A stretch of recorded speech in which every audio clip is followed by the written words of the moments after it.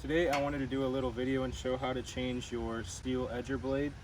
We have an FC91 here and we're going to show how to swap blades. So you'll need a new blade.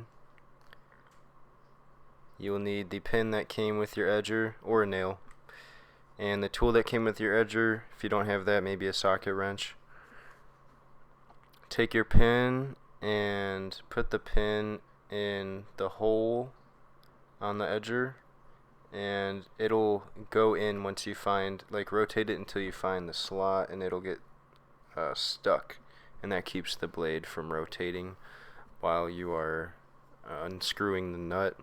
Take your tool and then unscrew the nut, and it's righty-loosey.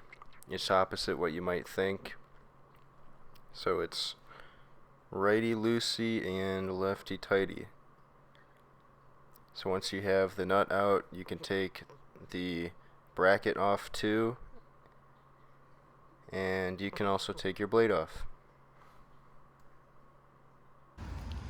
So here's a new blade versus an old blade, and you can see why it's important to change your blades.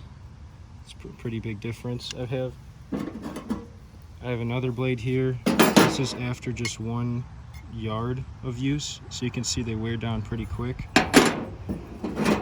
So you definitely want to make sure you're changing your blades out. If you want to get the same blades that we use, we can leave a link in the description. It's a pack of, I think, either 25 or 50. But I'll leave the link down below and a link to other stuff we use. So here's how to put it back on. Just grab your blade, slap it back on like that, put the bracket back on, put the nut back on. You can start it, and this time it's lefty-tighty because it was righty-loosey, lefty-tighty. Obviously, make sure your pin goes back in. You're gonna have to find your pin again if it came out. There it is. Make sure it locks in place like that, and just start cranking it back on.